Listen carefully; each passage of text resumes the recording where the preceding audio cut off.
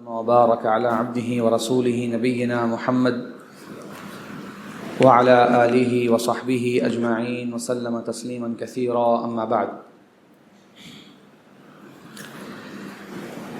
قرآن مجید کے تعلق سے انشاءاللہ گفتگو کے آغاز میں کوئی نہ کوئی فائدے کی بات ذکر کر کے پھر انشاءاللہ العزیز مضامین قرآن پہ پر آئیں گے۔ کل کچھ قرآن کے تعارف کے تعلق سے باتیں آپ کے سامنے ذکر کی گئی تھیں، ان میں سے ایک اور بات وہ یہ بھی ہے کہ قرآن میں جو آج نقطے اور اعراب لگا ہوا ہے، زیر زبر جو لگا ہوا ہے، یہ عمل بعد میں انجام دیا گیا۔ صحابہ کرام کے زمانے کا جو مصحف ہے اس کی کچھ کاپیز ملتی ہیں آج کچھ میوزیمز وغیرہ میں، ٹرکی میں اور جگہ پر موجود ہیں، تو آپ اگر اس کو دیکھیں گے تو اس میں نہ زیر زبر ہے نہ نقطے ہیں۔ تو وجہ یہ ہے کہ عرب لوگ اپنے سلیقے سے، اپنے انداز سے اس کلام کو پڑھ لیا کرتے، سمجھ لیا کرتے۔ پھر جب اسلام کی فتوحات ہونا شروع ہوئیں اور اسلام پھیلنا شروع ہوا تو پھر وہاں ضرورت پڑی کہ اب عجمی لوگ بھی اسلام میں داخل ہو رہے ہیں، ان کے لیے یقیناً ان حروف کو پڑھنا مشکل ہے۔ تو پھر عبد الملک بن مروان کہ ایک مشہور خلیفہ ہیں اموی، ان کے کہنے پر حجاج بن یوسف الثقفی، نام سنا ہوگا، مشہور ایک جابر والی گزرا ہے۔ بہرحال اس کے نیکیوں میں سے ایک نیکی یہ ہے کہ اس نے اس کام کو پھر کرنے کا حکم دیا، اور پھر یہ قرآن پر نقطے اور زیر زبر کا عمل بعد میں انجام دیا گیا۔ اس کی مثال بالکل ایسے ہی ہے کہ مثال کے طور پر اگر آپ کے سامنے اردو میں لکھا ہو کہاں جا رہے ہو، تو کہاں کے کاف کے اوپر ہمیں زبر لگانے کی ضرورت نہیں ہے، ہم اس کو کہاں ہی پڑھیں گے، ورنہ اگر اس پہ کوئی پیش پڑھ دے، کوئی زیر پڑھ دے تو ہم فوراً سے کہیں گے آپ غلط پڑھ رہے ہیں، چاہے زبر زیر نہیں بھی لگی ہو۔ تو ہر زبان کا اپنا ایک انداز ہوتا ہے، تو اس لیے عرب لوگ اس کو ویسے ہی پڑھتے تھے جس طرح درست پڑھا جانا چاہیے۔ اس کے بعد آج کی جو تراویح الحمدللہ ہم نے سنی، اس میں دوسرا سپارہ اور تیسرے سپارے کا تھوڑا سا آغاز کیا گیا ہے۔ کل کی گفتگو میں ایک بڑا اہم نقطہ ہے جو کہ میں چاہتا ہوں اس حوالے سے تنبیہ کر دوں، وہ یہ کہ جب اللہ تبارک و تعالیٰ نے آدم علیہ السلام کو تخلیق کیا، تو یہ بات ہمارے ہاں کافی کامن ہے، ہم سنتے رہتے ہیں کہ انسان دنیا میں اللہ کا خلیفہ ہے، یہ بات سنتے ہیں اس الفاظ کے ساتھ۔ تو یہ الفاظ جو ہے نا وہ شاید ہمارے یہاں بیان کر دیے جاتے ہیں ایک انسان کی عظمت کے طور پہ، کہ انسان کا بڑا اونچا مقام ہے تو وہ تو جناب اللہ کا خلیفہ بنا کے دنیا میں بھیجا گیا ہے۔ تو اس معنی کے ساتھ اس کانسیپٹ کو بیان کرنا صحیح نہیں ہے، بلکہ انسان کو اللہ تعالیٰ نے خلیفہ بنا کر بھیجا ہے۔ اس کا مطلب یہ ہے کہ یخلف بعضهم بعضا، کہ ایک آتا ہے اس کے بعد اگلا آتا ہے، خلیفہ کا مطلب یہ ہوتا ہے۔ ورنہ وہ والا خلیفہ کہ جس طرح کے طور پہ آپ ایک سفر پر جا رہے ہیں اور اپنی جگہ کسی کو خلیفہ مقرر کر کے جا رہے ہیں، وہ الگ چیز ہے، وہ تب ہوتا ہے کیونکہ آپ کو پتہ نہیں پیچھے کیا ہو رہا ہے، اور اللہ تبارک و تعالیٰ سے کوئی چیز مخفی نہیں۔ اللہ تعالیٰ تمام کے تمام بندوں کے احوال کو جانتا ہے اور ان کے دلوں کے حالات کو جانتا ہے۔ تو اس لیے انسان کی تعظیم کے طور پر یہ جملہ بیان کرنا کہ انسان تو خدا کا خلیفہ ہے، اکثر لوگ اس طرح سے کہہ دیتے ہیں، نہیں، اللہ تعالیٰ نے انسان کو بنایا ہے زمین میں خلیفے کے طور پر، بمعنی کہ وہ ایک دوسرے کے بعد اگلا آتا ہے، ایک نسل آتی ہے پھر اگلی نسل آتی ہے، تو عربی میں کہتے ہیں یخلف بعضہ بعضا، ایک کے بعد دوسرا آتا ہے اور اپنے بعد اس طرح سے نسل ان کی آگے بڑھتی چلی جاتی ہے۔ اچھا، یہ بھی شاید سوال ذہن میں آتا ہو کہ فرشتوں کا مشہور جواب کہ یا اللہ تو زمین میں اسے پیدا کر رہا ہے جو زمین میں فساد برپا کریں گے، تو سوال یہ اٹھتا ہے کہ فرشتوں کو کیسے معلوم ہوا؟ تو اس کے بارے میں کچھ اہل تفسیر کی روایات ہیں، مطلب کہ بہت مستند روایت نہیں ہے، اور تفسیر میں بعض مرتبہ کچھ اسرائیلی روایات اور کچھ قدیم روایات بیان کر دی جاتی ہیں۔ آپ کہہ سکتے ہیں کہ ایک واقعے کے تفاصیل کو سمجھنے کے لیے اور اس کو لنک کرنے کے لیے آپس میں، ضروری نہیں کہ اس پر الگ سے اس کو حجت سمجھ کے باقاعدہ دلیل کے طور پہ پیش کیا جائے۔ تو روایت میں آتا ہے کہ اللہ تبارک و تعالیٰ نے انسانوں سے پہلے کچھ جنات کو بنایا اور زمین میں انہیں اتارا، تو انہوں نے آپس میں خوب دنگا فساد کیا اور ایک دوسرے کو قتل کرنا شروع کر دیا، یہاں تک کہ فرشتے آئے اور انہوں نے ان کا خاتمہ کر دیا۔ تو انہوں نے انسانوں کو بھی انہی پر قیاس کیا، کہا کہ یا اللہ گویا کہ ایک مرتبہ پھر سے ایسی مخلوق آنے والی ہے جو زمین میں فساد برپا کرے گی، یعنی کہ جیسے کہ پہلے جنات کے ساتھ ہوا تھا۔ لیکن اللہ کی حکمت تھی تو اللہ تعالیٰ نے فرمایا کہ نہیں، تم نہیں جانتے جو میں جانتا ہوں، یقیناً انسانوں کے اندر دو طرح کی تقسیمات زیادہ بہتر انداز سے موجود ہیں۔ ایک اور بات حضرت آدم علیہ السلام کے بارے میں ہم سب جانتے ہیں کہ شیطان نے ان کو، ان کی زوجہ دونوں کو بہکایا اور پھر اس کے بعد وہ جنت سے نیچے دنیا میں اتار دیے گئے. یعنی گویا انسان کا اصل مقام اللہ تبارک و تعالیٰ نے وہ جنت بنایا، اصل مقام جنت بنایا، اور وہاں سے پھر وہ اپنے کسی کیے کی وجہ سے اتار دیا گیا. تو اللہ فرمایا قال اهبطوا، اتر جاؤ، بعضکم لبعض عدو. اور اس سے ایک اور بات معلوم ہوئی کہ جنت جو ہے وہ آسمانوں پر ہے، تبھی وہاں سے اہبطوا کا ورڈ استعمال ہوا، یعنی کہ اترنے کے معنی میں آتا ہے. اللہ تعالیٰ نے دیکھیں اسی دن سے فیصلہ کر دیا کہ بعضکم لبعض عدو، شیطان تم اور انسان ایک دوسرے کے دشمن ہو.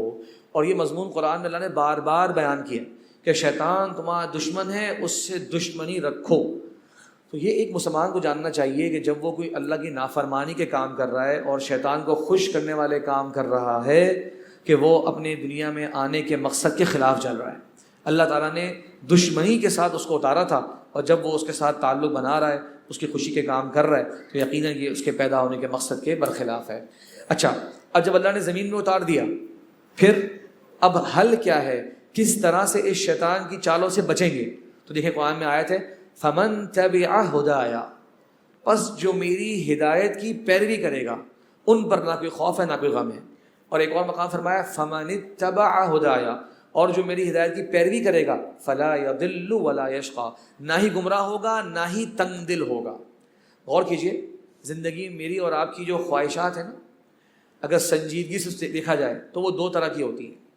ایک یہ کہ زندگی پرسکون گزرے، کوئی پریشانیاں تکلیفیں نہ آئیں، اور دوسری یہ کہ ہدایت پر بھی کامزن رہیں کہ جب وفات ہو تو اس حالت میں ہو کہ اللہ کے پاس اس طرح پہنچے کہ ہماری مغفرت بھی ہو جائے اور جنت بھی مل جائے. ایسا ہی ہے، زندگی بھی پرسکون ہو اور یہاں سے جانے کے بعد بھی اللہ کے یہاں ہماری بہتر حالت ہو. تو اللہ نے فرما دیا فمن اتبع ہدایا. دیکھو تمہیں نیچے اتار دیا ہے، لیکن ایسے نہیں اتار دیا، بلکہ پہلا انسان ہی نبی کی حیثیت میں نیچے اترا ہے. آپ غور کریں، اس سے اندازہ ہوتا ہے کہ میری اور آپ کی تخلیق ایک بہت بڑے مقصد کے تحت ہے. ابھی انسان نہیں آئے، پہلا انسان آیا ہے، اور نبی جو ان کی ہدایت لے کر آتا ہے وہ پہلے سے موجود ہے. اور پھر فرما دیا کہ جو میری ہدایت کی پیروی کرے گا نہ ہی گمراہ ہوگا اور نہ ہی اس کو کوئی بھی شقاوت، تنگ دلی اس کی اس طرح کی کیفیت نہیں ہوگی. تو بس اس کا مطلب یہ ہے کہ میں نے اور آپ نے جب قرآن سے تعلق قائم کر لینا ہے، یہ اللہ کی نازل کردہ ہدایت ہے، تو انشاءاللہ ہدایت بھی ملے گی اور دل کا سکون اور معاملات کے اندر خیر و برکت بھی انسان کو حاصل ہوگی. اس کے بعد جو میں نے کہا تھا کہ کل ہم بنی اسرائیل کی بات شروع کریں گے. دیکھیے بنو اسرائیل کا تعارف ضروری ہے جاننا. سورہ بقرہ کے اندر کثرت سے اللہ تبارک و تعالیٰ نے بنو اسرائیل کو مخاطب فرمایا. بنو مطلب اولاد، اسرائیل یہ لقب ہے حضرت یعقوب علیہ السلام کا. اور یعقوب علیہ السلام ہم سب جانتے ہیں کہ حضرت یوسف علیہ السلام کے والد، ابراہیم علیہ السلام کے پوتے، ان کے بیٹے اسحاق کی اولاد میں. اچھا، بنو اسرائیل کو خاص حیثیت اس لیے دی گئی کہ اللہ تبارک و تعالیٰ کی تقدیر اور فیصلہ ابراہیم علیہ السلام کی دعا تھی کہ اے اللہ میری اولاد میں ہی نبوت جاری فرما دینا.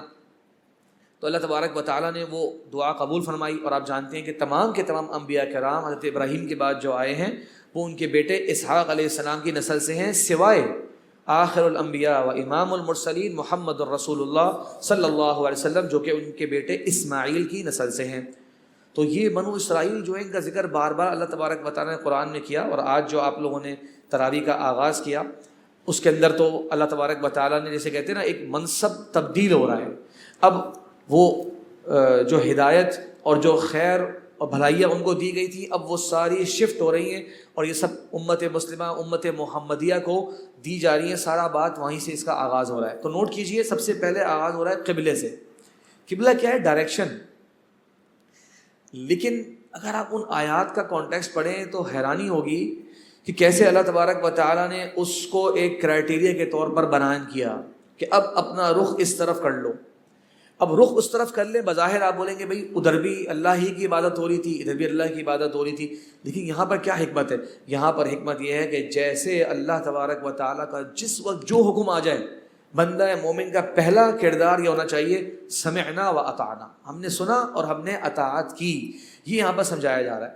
اس کے بعد پھر ان مقامات کے بارے میں یہ بھی بتا دیا کہ ان الصفا والمروۃ من شعائر اللہ، یعنی خالی جگہ ہی نہیں ہے خالی ڈائریکشن ہی نہیں ہے، یہ اللہ تعالیٰ کے شعائر میں سے ہیں، اور ان کی جو تعظیم کرے گا یہ اس کے تقوی کی علامت ہے۔ پھر اس کے بعد جب آیتیں ختم ہو رہی ہے نا تو وہ اصل کانسیپٹ سمجھا رہی ہیں کہ بہرحال اس پر بہت زیادہ بحث نہیں کرنی چاہیے کہ رخ کہاں ہو گیا کہاں نہیں ہو گیا۔ اصل نیکی یہ نہیں ہے کہ تمہارا چہرہ مشرق کی طرف ہو جائے یا مغرب کی طرف ہو جائے۔ یہ پہلا یہ دوسرا سپارے کا ربع سے بات شروع ہو رہی ہے۔ اصل نیکی کیا ہے؟ من آمن باللہ والیوم الآخر والملائکۃ والکتاب والنبیین، 5 ایمانیات کا یہاں ذکر ہوا۔ پھر فرمایا وآت المال علی حبہ، یہ وہ معاملات کی باتیں ہیں، مال خرچ کرے کسے؟ ذوی القربى، رشتہ داروں میں، والیتامى، یتیموں میں، مساکین جو بیچارے کم دست ہیں ان کو۔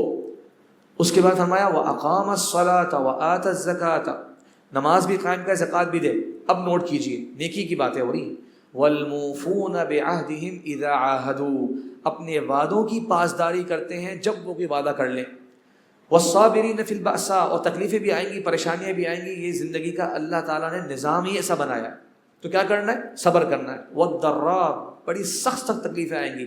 وحین البأس، اور مشقت کا وقت۔ دیکھیں ایک ہے کوئی بہت لمبی آزمائش ہو گئی، 1 سال 2 سال، ایک ہے بالکل جس وقت وہ آزمائش اتر رہی ہے اس وقت، پہلے وقت میں، پہلے جھٹکے کے وقت اللہ کے لیے صبر کرنے والے، ان کے بارے میں اللہ نے فرمایا اولئک الذین صدقوا، یہ ہیں سچے، واولئک هم المتقون، اور یہی ہیں متقی پرہیزگار۔ تو یہاں بہرحال علماء نے یہ ذکر کیا کہ یہ امت مسلمہ کو امامت بھی دی گئی، اور اب قبلہ بھی جو ہے وہ ان کے لیے جو خاص ہے وہ اس طرف رخ کرنے کا حکم دے دیا گیا۔ اسی لیے کعبہ جو ہے ابراہیم علیہ السلام اور اسماعیل علیہ السلام کی ایک نشانی ہے، تو اس امت کے نبی کا تعلق چونکہ اسماعیل علیہ السلام سے ہے تو اب ہم بھی اس طرف رخ کر کر نماز پڑھتے ہیں۔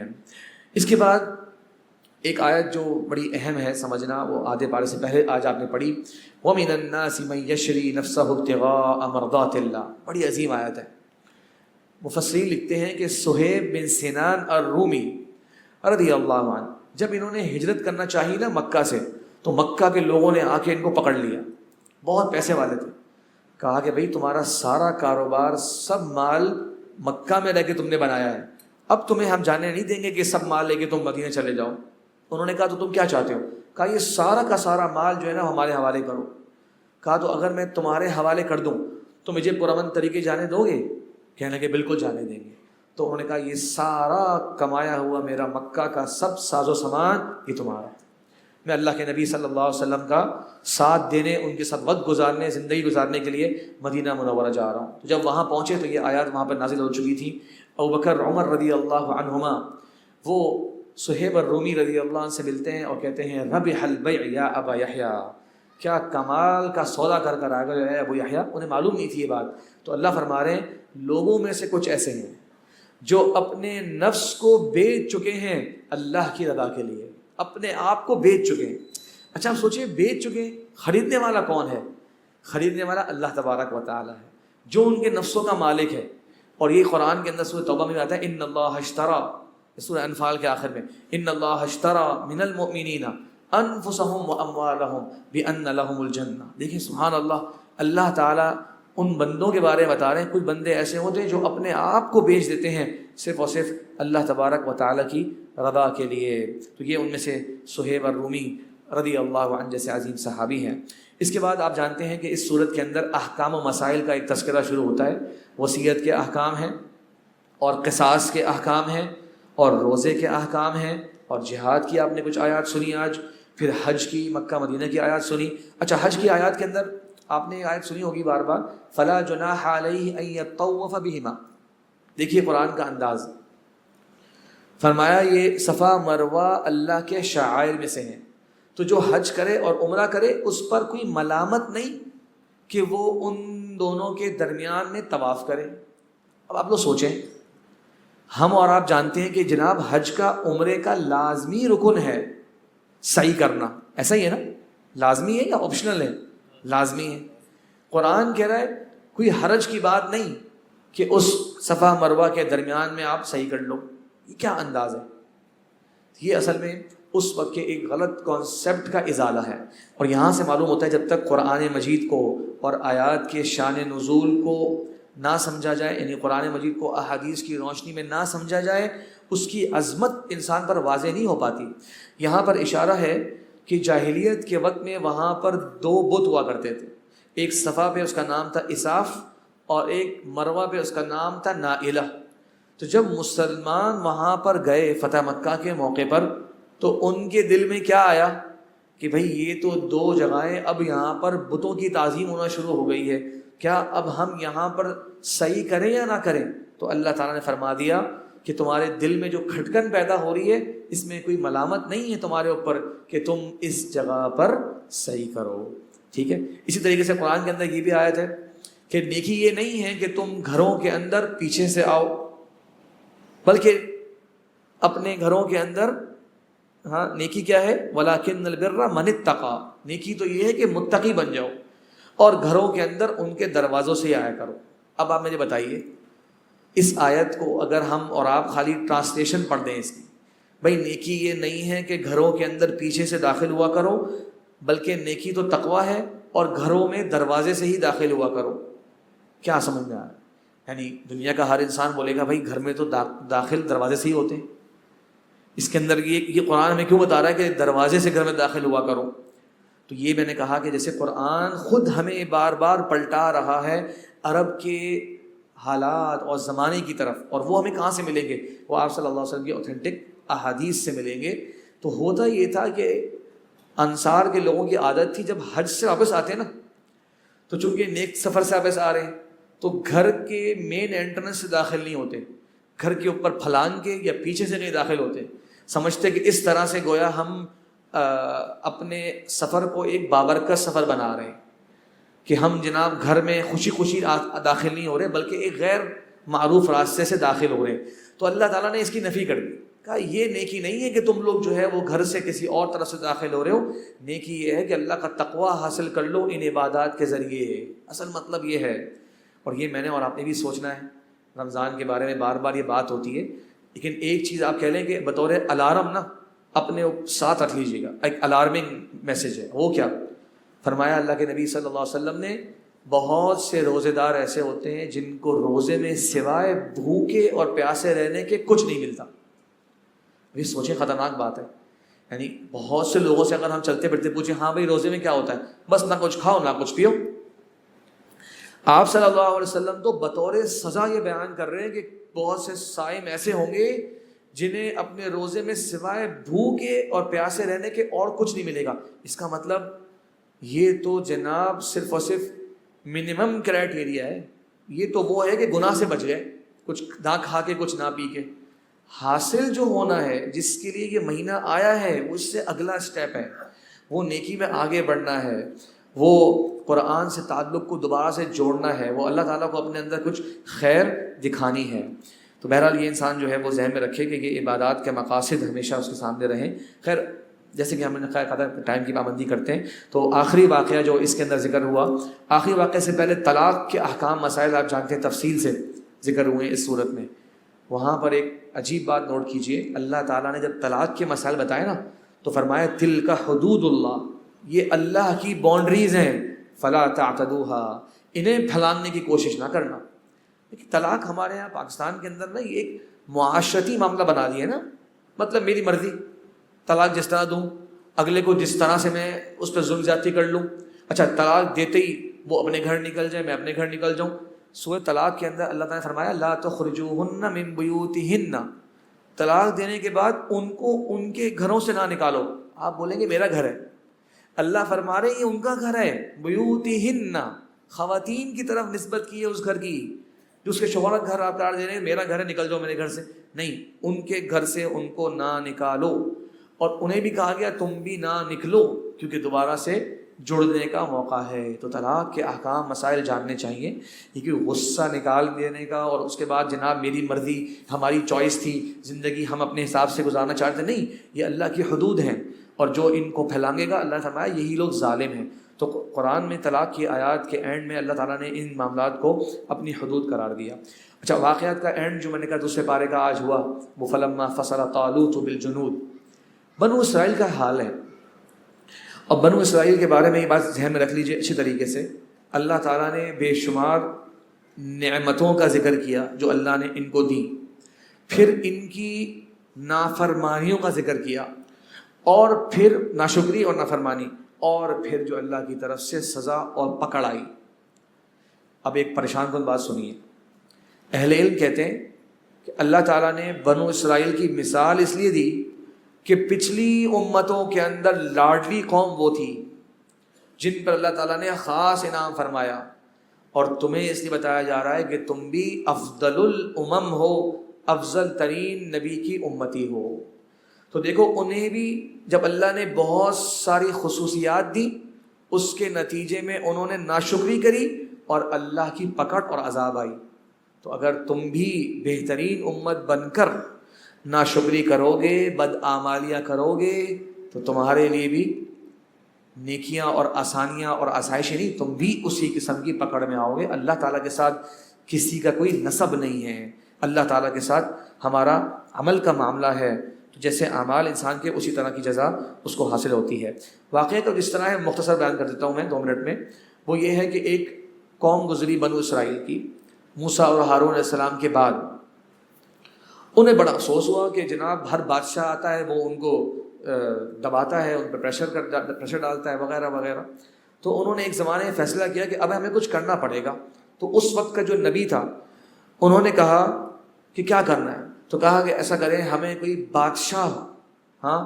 بادشاہ ایسا دے جس کے بعد بڑی بادشاہت ہو، تاکہ ہم اس کے ساتھ مل کے جو ہمارے پہ ظلم کرنے والے لوگ ہیں نا ان کو مزہ چکھائیں۔ انہوں نے اللہ تعالیٰ سے دعا کری اور ایک نبی اللہ تبارک و تعالیٰ نے ان کو دے دیا، یا بادشاہ جو ہے دے دیا، ان کا نام ہے طالوت علیہ السلام۔ جب طالوت آئے، اب نوٹ کیجئے ڈیمانڈ کیا تھی کہ ہم نے بڑے بڑے کام کرنے ہیں، ہمیں کوئی بادشاہ مل جائے۔ بادشاہ مل گیا تو کہنے لگے اچھا یہ تو کوئی غریب گھرانے سے ہیں، یہ تو اس طرح کے نہیں ہے بادشاہ جس طرح کے ہم چاہتے تھے۔ نے کہا دیکھو جو تمہاری ڈیمانڈ تھی پوری ہو چکی ہے، اب ان کی پیروی کرو۔ اب جب ان کے ساتھ جہاد کرنے کا وقت آیا، آپ جانتے ہیں کہ راستے میں ایک نہر سے گزر ہوا، انہوں نے کہا اور سمجھا دیا کہ اللہ تبارک و تعالیٰ تمہاری آزمائش لے گا، مطلب بھوکے پیاسے ہو تو اس نہر سے تم نے جو ہے وہ سیر ہو کے پانی نہیں پینا۔ لیکن کیا ہوا؟ فشربوا منہ، انہوں نے کہا بھائی بہت مشکل ٹاسک ہے، الا قلیلا منہم، بہت تھوڑے تھے جنہوں نے نہیں پیا۔ اس کے بعد جب دشمن سے ان کا سامنا ہوا اور جالوت سے ان کا جب مقابلہ ہوا تو پھر جو باقی بچے ہوئے تھے وہ بھی گھبرا گئے، کہنے لگے ان کو کون ہرائے گا، اتنی بڑی بڑی طاقت والوں کو کون ہرائے گا۔